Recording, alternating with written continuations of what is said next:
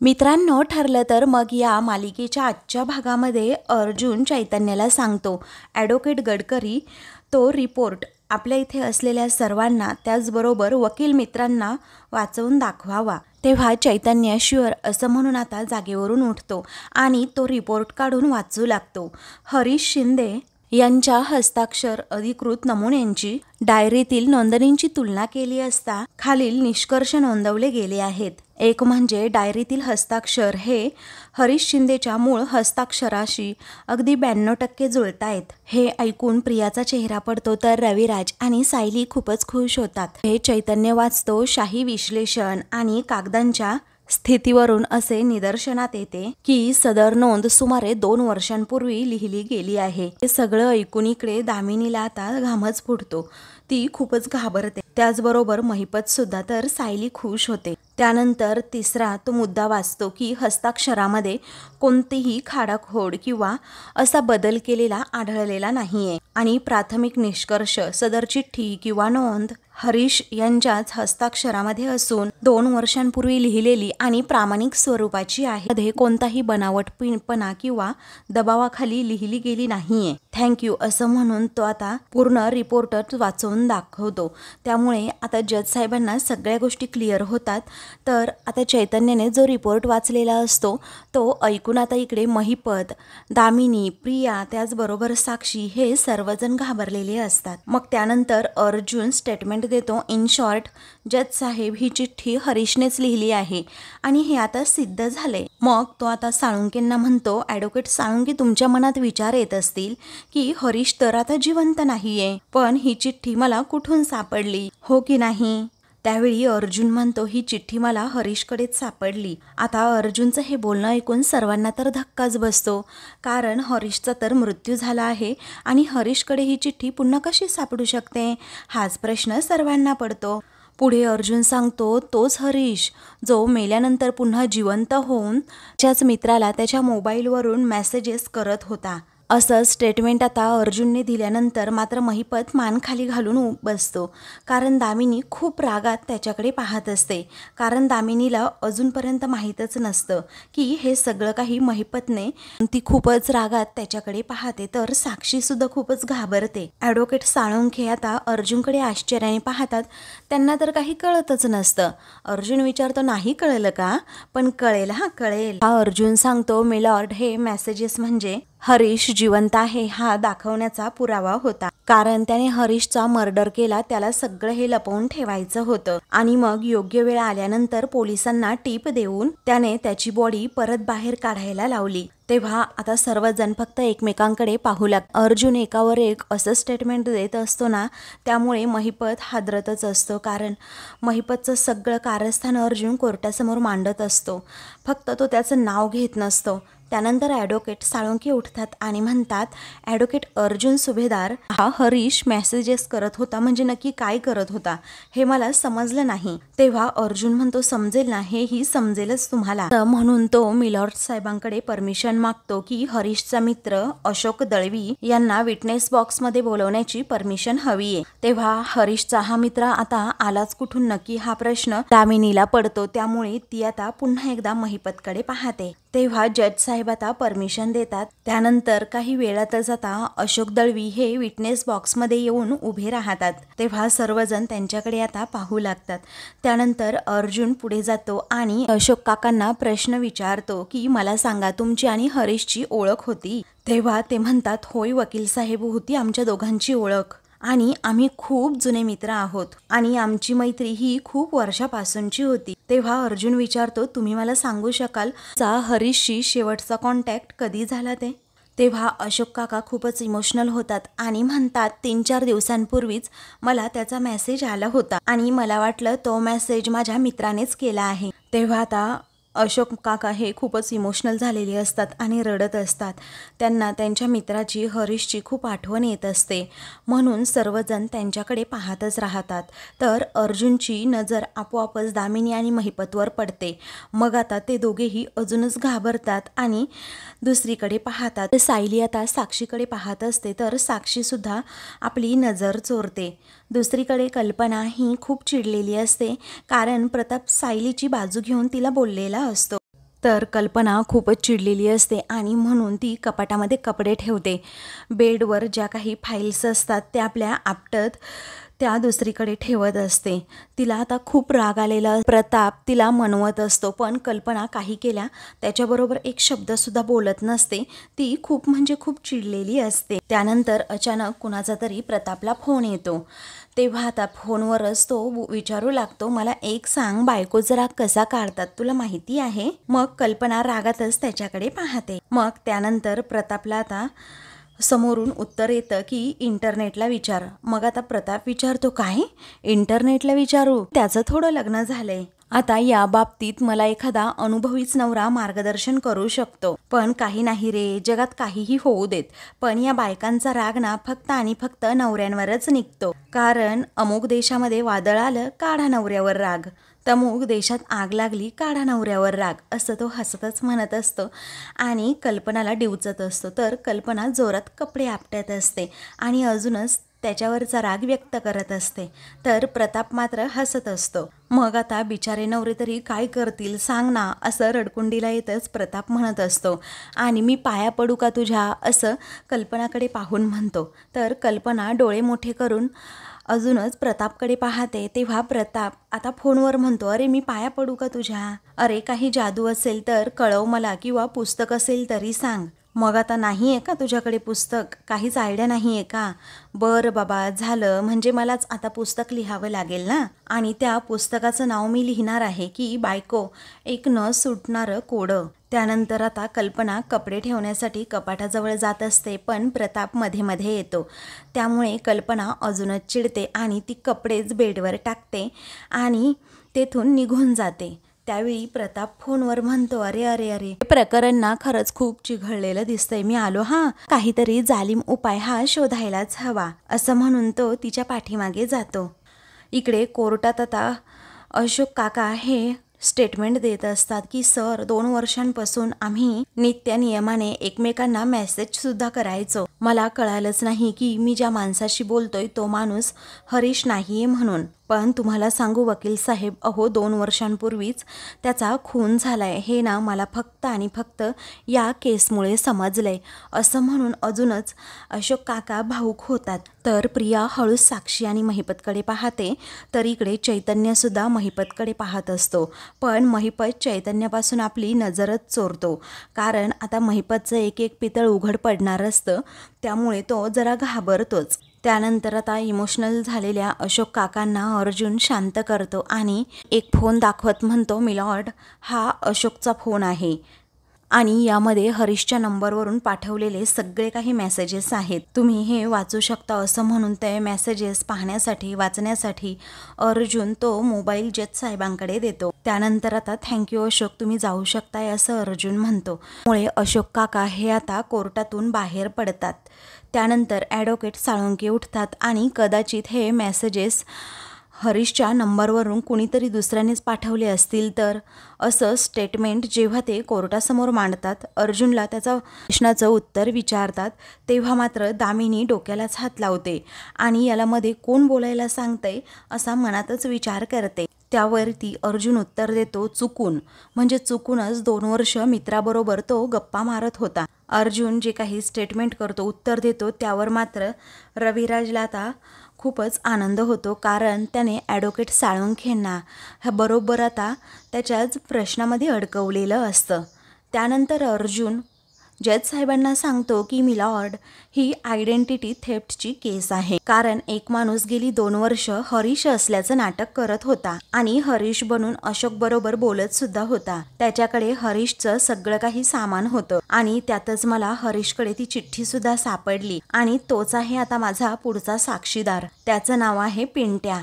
तर पिंट्याचं नाव घेता जाता महिपत अर्जुनकडे पाहतच राहतो. तेव्हा दामिनी आता महिपतकडे खूप रागात पाहते आणि आता हा पिंट्या कुठून उगवला असं त्याला विचारणार असते. पण आता महिपत बरोबर बोलण्याची तिची अजिबात इच्छा नसते, त्यामुळे ती आपली गप्प राहते. त्यानंतर अर्जुन जज साहेबांना सांगतो, त्याला बोलवण्यासाठी मी अगोदरच अर्जसुद्धा दाखल केलाय. तेव्हा परमिशन ग्रँटेड असं जज साहेब म्हणतात आणि अर्जुनला इथे कोर्टामध्ये पिंट्याला बोलवण्याची परमिशन सुद्धा देतात. त्यामुळे अर्जुन थँक्यू असं म्हणत जज साहेबांचे आभार मानतो. तेव्हा आता पिंट्याला घेऊन तेथे पोलीस सहकारी सगळे येतात आणि पिंट्या मग विटनेस बॉक्समध्ये उभा राहतो. तेव्हा महिपत खूपच डोळे मोठे करून आता पिंट्याकडे पाहत असतो आणि इशारा करून त्याला काहीतरी सांगण्याचा प्रयत्न करत असतो. अगोदरच आता महिपतने धमकी दिलेली असते की तू हरीशला मारल्याचा आळ स्वतःवर घे, म्हणजे सगळं काही प्रकरण मिटेल. परंतु आता पिंट्या कोर्टामध्ये काय उत्तर देतोय महिपतला कळतच नसतं. त्यामुळे तो आता खूपच टेन्शनमध्ये असतो. पिंट्या जेव्हा विटनेस बॉक्समध्ये येऊन उभा राहतो, अर्जुन विचारतो तुझं नाव काय? पिंट्या म्हणतो माझं नाव पिंट्या. तेव्हा अर्जुन म्हणतो लोक काय म्हणतात ते मला माहीत नाही, पण तुझं नाव काय आहे हे सांग. तो त्याचं नाव आता उमेश सुर्वे असं सांगतो. मग अर्जुन म्हणतो उमेश, अरे लोक पैसे चोरतात आणि दागिने चोरतात, त्याचबरोबर मोबाईल सुद्धा चोरतात. अरे पण तू एका माणसाची ओळखच चोरलीस. तेव्हा आता पिंट्याला घाम फुटतो. तर महिपत आता रागात अर्जुनकडे पाहत असतो, कारण महिपतला माहीत असतं हा अर्जुन काही केल्या या पिंट्याला जाळ्यात अडकवणार आणि त्याला एक्सपोज करणार म्हणजे करणारच. अर्जुन जज साहेबांना पुढे सांगू लागतो, मिलॉर्ड, हरीश मेल्यानंतरही त्याच्या मित्राला म्हणजे अशोकला हा हरीशच्याच मोबाईलवरून मेसेजेस करत होता आणि हाच इसम तो हरीश बनून मेसेजेस पाठवत होता. तेव्हा पिंट्या आता खाली मान घालतो आणि खूपच घाबरतो. त्याच्याकडे कोणत्याही प्रश्नाचं उत्तर नसतं. अर्जुन विचारतो हे मान्य आहे का तुला? बोल पटकन. मग इकडे महिपत हा अजूनच रागात पिंट्याकडे पाहत असतो. अर्जुन त्याला पुन्हा पुन्हा विचारतो, अरे काय विचारतोय मी, आहे का तुला हे मान्य? तू हरीश शिंदेची ओळख वापरत होतास का? तेव्हा त्याला आता आठवतं की कशाप्रकारे ती चिठ्ठी माझ्याकडेच होती आणि यांच्या नजरेस ती पडली. त्यानंतर इकडे चैतन्य हसतो आणि साक्षी व दामिनीकडे पाहतो आणि महिपतकडे सुद्धा. तर महिपत अजूनच अगदी खुन्नसी नजरेने आता चैतन्यकडे पाहत असतो. त्यानंतर इकडे आता पिंट्यासुद्धा घाबरलेला असतो आणि मग तो सुद्धा महिपतकडे पाहतो आणि अर्जुनला उत्तर देतो, मीच हरीश शिंदेच्या मोबाईलवरून मेसेजेस करत होतो. अर्जुन त्याला शब्दात अडकवतो आणि तू असं का केलंस विचारतो, कारण हरीशचं सामान घेऊन एका अंडर कन्स्ट्रक्शन बिल्डिंगमध्ये तू का राहत होतास असा त्याच्यावर दबाव टाकत अर्जुन जेव्हा प्रश्न करतो, तेव्हा पिंट्या अजूनच घाबरतो. मग आता महिपतला वाटतं माझ्या मनासारखं होईल, माझ्या मनासारखंच हा उत्तर देईन. पण आता पिंट्या काहीच बोलेनासा होतो. अर्जुन पुन्हा पुन्हा विचारतो, अरे काय कारण होतं, बोल की पटकन. त्यानंतर आता पिंट्या हा महिपतकडे पाहतो. तर महिपत आपल्या गळ्याला हात लावतो आणि तुझा गळा चिरून टाकेन, मी जसं सांगितलंय तसंच करायचं असं इशारा करूनच त्याला सांगतो. त्यामुळे आता पिंट्यालाच घाम फुटतो. महिपतने पूर्णपणे आता त्याच्यावर दबाव टाकण्याचा प्रयत्न केलेला असतो. त्यानंतर पिंट्या पोपटासारखा बोलू लागतो, हरीशने माझ्याकडून 50,000 रुपये उधार घेतले होते आणि मी त्याच्याकडे तेच मागत होतो, परंतु तो देत नव्हता. मग मला खूप राग आला आणि आमची खूप भांडणं झाली आणि एके दिवशी रागाच्या भरात मी त्याचा खून केला. स्टेटमेंट आता पिंट्याने दिल्यामुळे अर्जुनला तर धक्काच बसतो, कारण पिंट्याने आता पूर्णपणे अर्जुनचा प्लॅनच फेल केलेला असतो आणि अशी खोटी साक्ष देऊन महिपतला सुद्धा त्याने वाचवलेलं असतं. पण आता अर्जुन डगमगत नाही, तो फक्त आश्चर्याने 1 मिनिट अगदी पिंट्याकडे पाहतो. पिंट्याच्या नजरेत त्याला काहीतरी दिसतं की हा खोटं बोलतोय. मग चैतन्य, सायली, रविराज हे सर्वजण एका क्षणी टेन्शनमध्ये येतात. अर्जुन पुन्हा पुन्हा त्याला विचारतो, काय रे तू हरीशचा खून केलास? तेव्हा तो म्हणतो हो, मीच खून केलाय हरीशचा. इकडे दामिनी आणि साक्षी दोघीही महिपतकडे पाहतात, कारण आता महिपतने तेथूनच सगळी सूत्र हलवलेली असतात. त्यानंतर पिंट्या सांगू लागतो, त्याचं सर्व सामान मी माझ्याकडे घेतलं आणि त्याचा मुर्दा गाडला. हे ऐकून आता सर्वांनाच धक्का बसतो. तर मधुभाऊ हे पिंट्याकडे खूप वेळ पाहतच राहतात. मग पुढे आता तो म्हणतो, हा खून कुणालाच कळू नये म्हणून त्याच्या मित्राला मी नेहमीच मेसेज करत राहिलो आणि हरीश बनून बरोबर बोलू सुद्धा लागलो. इकडे महिपत सुद्धा खुश होतो, कारण त्याच्या मनाप्रमाणे सगळं काही कोर्टामध्ये आज घडलेलं असतं आणि पिंट्याने स्टेटमेंट सुद्धा दिलेलं असतं. त्यामुळे तो आपली मान डोलावत बसतो. एका क्षणातच त्याचा चेहरा अगदी फुलतोच. इकडे सायलीला समजलेलं असतं की हा खोटं बोलतोय, म्हणून ती मनातील शंका व्यक्त करत रविराजला विचारते, काका हा तर सरळ सरळ खोटं बोलतोय, हे आपल्याला दिसतंय, परंतु याने मधुभाऊ सुटतील ना नक्की? तेव्हा प्रिया आता दोघांचं बोलणं लगेच ऐकू लागते. तर रविराज सायलीला म्हणतो, सुटतील, नकोस काळजी करू तू. त्यानंतर आता अर्जुन विचारतो, पिंट्या मला तू एक सांग, काय काम करतोस? असं म्हणून तो जज साहेबांना सांगतो. हा पिंट्या जरी खरं बोलत असेल, आपण असं गृहीत धरलं तरीही हे प्रकरण इथे संपत नाही मिलॉर्ड. अर्जुन त्याला विचारतो, पिंट्या तू काय काम करतोस हे सांगू शकशील का मला? हा पिंट्या सांगतो, मी वॉचमनचं काम करतो. मग आता वॉचमनचं काम करतो का? बरं ठीक आहे, तरीही तुझ्याकडे तुझ्या मित्राला देण्यासाठी 50,000 रुपये होते. असं म्हणून अर्जुन हसतो आणि पिंट्यालाच उलट विचारतो, खरंच आम्हाला माहीत नव्हतं की वॉचमॅनचा पगार हा 1-2 लाख रुपये असू शकतो. आता अर्जुनने बरोबर त्याला कोंडीत पकडलेलं असतं आणि मग त्यानंतर म्हणतो, बरं ठीक आहे, मला सांग की तुझ्याकडे एवढे पैसे कुठून आले? तेव्हा पिंट्या जरा घाबरतो, त्याला काय उत्तर द्यावं कळत नाही.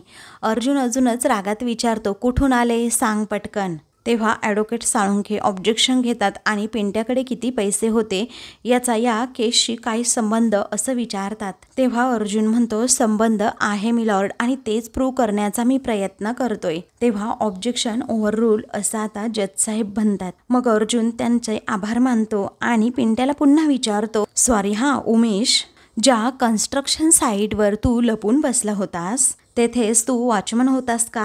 तेव्हा पिंट्या म्हणतो, हो तिथेच मी वॉचमनचं काम करत होतो. मग इकडे महिपत जरा घाबरतो. तर अर्जुन विचारतो, मग तुला माहीत आहे का ती कन्स्ट्रक्शन साईट नक्की कुणाची होती? म्हणजे कोणता बिल्डर ती बिल्डिंग बांधत होता हे सांगू शकतोस का तू? तेव्हा पिंट्या म्हणतो, नाही मला ते माहीत नाही, नक्की कुणाच्या अंडर कन्स्ट्रक्शन बिल्डिंगमध्ये मी काम करत होतो. तेव्हा चैतन्य आता पिंट्याकडे पाहतच राहतो, कारण तेथूनच म्हणजे त्या कन्स्ट्रक्शन साईडवरूनच पिंट्याला त्यांनी पकडलेलं असतं. अर्जुन हसतो आणि म्हणतो, पण मला माहिती आहे ना कुणाची ती अंडर कन्स्ट्रक्शन साईट होती. मग आता तो म्हणतो, मिलॉर्ड, हा माणूस हरीश बनून ज्या कन्स्ट्रक्शन साईटवर राहत होता ती कन्स्ट्रक्शन साईट महिपत शिखरेची आहे. आता अर्जुनने असा कोर्टामध्ये खुलासा केल्यानंतर मात्र दामिनी महिपतकडे पाहतच राहते. साक्षी सुद्धा खूपच घाबरते. प्रिया सुद्धा आता त्या तिघांकडे पाहत असते. मात्र रविराज आणि सायलीला मधुभाऊंना हे समजलेलं असतं की ज्या ठिकाणी हा पिंट्या काम करतोय ती कन्स्ट्रक्शन साईट ही या महिपत शिखरेची आहे म्हटल्यानंतर हा पिंट्याचं सुद्धा काहीतरी कनेक्शन त्याच्याबरोबर असणार. मग पुढे आता अर्जुन म्हणतो, त्या कन्स्ट्रक्शनची मालकी, त्या साईटची मालकी एस बिल्डर यांच्याकडे आहे आणि जी कंपनी महिपत शिखरे याच्या नावाने रजिस्टर आहे. दामिनी आता तोंडालाच हात लावून बसते, कारण ते आता असं ठोस अर्जुन विरोधात काहीही पुरावा राहिलेला नसतो. कारण अर्जुनने आता कोर्टामध्ये एकावर एक आता अशी महिपत विरोधात पुरावे दाखवलेले असतात. महिपतचं जे काही कारस्थान आहे ते उघड केलेलं असतं. त्यामुळे दामिनी आता टेन्शनमध्येच येते. पुढे अर्जुन म्हणतो, विलास मर्डर केसमध्ये या महिपतची मुलगी साक्षी एक संशयित आहे आणि कोर्टामध्ये खूप वेळ खोटं बोलल्याबद्दल तिला तुरुंगवास सुद्धा झाला होता. मग हा माणूस नेमका महिपत शिखरेच्या कन्स्ट्रक्शन साईटवर कसा लपला होता? तेव्हा सायलीला आता हे सगळं आत्ताशी समजलेलं असतं. त्यामुळे ती रागातच महिपत, साक्षी आणि दामिनीकडे पाहत असते. मग त्यावेळी ते तिघेही नजर चोरत असतात. आता ॲडव्होकेट साळुंखे हे ऑब्जेक्शन घेतात आणि अर्जुनलाच प्रश्न करतात की ॲडव्होकेट सुभेदार, गुन्हेगार तर कुठेही लपू शकतो. तेव्हा महिपतीकडे मात्र हसतो, तर दामिनी अजूनच रागात त्याच्याकडे पाहते. मग तो आपला गप्प राहतो. तर ॲडव्होकेट साळुंखे आता पुढे म्हणतात की जिथे कोणी येत जात नाही किंवा जिथे सिक्युरिटी नाही आहे तिथे गुन्हेगार लपूच शकतो ना. तर अर्जुन ॲडव्होकेट साळुंखेंनाच त्यांच्या शब्दात अडकवतो आणि म्हणतो की तुम्ही सुद्धा हे मान्य करताय की हा तिथे वॉचमॅन नव्हताच. तेव्हा ॲडव्होकेट साळुंखे आता स्वतःच्याच शब्दामध्ये अडकतात. त्यामुळे तेच आता घाबरू लागतात. तर दामिनी सुद्धा डोळे बंद करते. ॲडव्होकेट साळुंखे हे उगीच काहीतरी प्रश्न विचारून प्रॉब्लेम्स वाढवत असतात. ही सुद्धा तुम्ही म्हणताय की महिपत शिखरेच्या कन्स्ट्रक्शन साईटवर हा पिंट्या होता, राईट? मग आता गुपचूपच ॲडव्होकेट साळुंखे हे खाली बसतात आणि पुढे काही प्रश्नच विचारत नाही. मग अर्जुन सांगतो, मिलॉर्ड, विलास मर्डर केस आणि हरीश मर्डर केस या दोन्हीही केसमध्ये महिपत शिखरेचं नाव आलंय आणि याचा अर्थ काय होतो मिलॉर्ड? इथे संशयाला जागा आहे की हरीशच्या खुनाशी महिपत शिखरे हा कनेक्टेड आहे. तेव्हा मधुभाऊ अर्जुनकडे पाहतच राहतात. तर महिपत आता खूपच घाबरतो आणि अर्जुनकडे पाहत असतो. मग आता अर्जुन पुढे कोर्टात माझ्याविरुद्ध कोणते पुरावे सादर करणार हे महिपतला माहीतच नसतं, त्यामुळे तो जरा आता घाबरतो. पुढे अर्जुन म्हणतो, त्यामुळेच मी कोर्टाला आता विनंती करतोय की महिपत शिखरे यांची आश्रमाच्या रिलेटेड कोणीही खुनाच्या केसेससाठी अगदी कसून चौकशी व्हावी, असं अर्जुन जज साहेबांसमोर आपलं मत व्यक्त करतो, आपलं स्टेटमेंट देतो. त्यामुळे आता महिपतला धक्काच बसतो. तर दामिनीसुद्धा खूपच घाबरते आणि महिपतकडे पाहते. तर साक्षीलासुद्धा सगळं काही अगदी संपल्यासारखं होतं, कारण आता अर्जुनने एकावर एक पुरावे देऊन महिपत विरोधाची सगळी कुंडलीच बाहेर काढलेली असते आणि त्याचीच ही कन्स्ट्रक्शन साईट असून पिंट्या आणि त्याचं नक्की या हरीश शिंदे मर्डर केसमध्ये नक्कीच हात असणार आहे, कनेक्शन असणार आहे, असं अर्जुनने आता सांगितलेलं असतं आणि एक क्लू कोर्टाला दिलेला असतो. त्यामुळे सगळी संशयाची सुई आता महिपतकडे फिरलेली असते. तर प्रियासुद्धा हे सगळं स्टेटमेंट ऐकून खूपच घाबरते आणि साक्षीकडे पाहत असते. मात्र सायली आणि रविराज हे खुश होतात, कारण अर्जुनने नेहमीप्रमाणे कोर्टामध्ये महिपत विरोधात पुरावे देऊन कोर्टाला महिपत नक्की कसा माणूस आहे आणि त्यानेच कशाप्रकारे हरीशचा खून केला आहे हा विचार करायला भाग पाडलेलं असतं. आणि त्यामुळेच आता मधुभाऊसुद्धा सायलीकडे पाहतात. तर सायली त्यांना इशारा करते आणि सगळं ठीक होईल असं म्हणते. तर चैतन्यसुद्धा गालात हसतो, कारण अर्जुनने एकावर एक स्टेटमेंट देऊन महिपतला आता चांगलीच अद्दल घडवलेली असते. तर सायलीला आता खूपच आनंद होतो, कारण अर्जुन ज्या प्रकारे कोर्टामध्ये बोलतो, ज्या प्रकारे स्टेटमेंट आपलं मांडतो ते पाहून आता सायली खूप हसते आणि म्हणते, अर्जुन सर, माझे डॅशिंग अर्जुन सर, असं म्हणून एका क्षणात तिची कळी खुलते आणि ती अर्जुनकडे खूप म्हणजे खूप प्रेमाने पाहते. तर आता मित्रांनो, पुढील भागामध्ये कोर्टामधून अर्जुन आणि सायली हे दोघेही घरी येतात. सायली तर अर्जुनच्या प्रेमात अगदी फुलवेडी झालेली असते. तिने अर्जुनसाठी लाल छान असं गुलाबाचं फूलसुद्धा आणलेलं असतं. मग आता ती म्हणते, हिरो पलट, असं म्हणून ती गुडघ्यावर बसते. अर्जुन आता सायलीला असं पाहून खूपच इमोशनल होतो आणि हसतच तिच्याकडे पाहतो.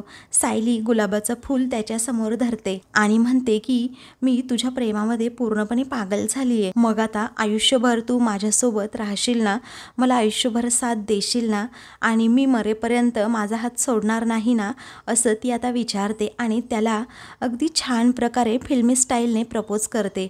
अर्जुन खूपच आता इमोशनल होतो आणि तो सुद्धा तिथे खाली बसतो आणि सायलीच्या डोळ्यात डोळे घालून पाहतो आणि म्हणतो, हो, मी तुला आयुष्यभर साथ देईन, तुझी साथ कधीही सोडणार नाही. मग आता ते दोघेही एकमेकांना मिठी मारतात आणि खूप म्हणजे खूप खुश असतात. अशाच मालिकेंचे पुढील भाग पाहण्यासाठी चॅनलला सबस्क्राईब करा.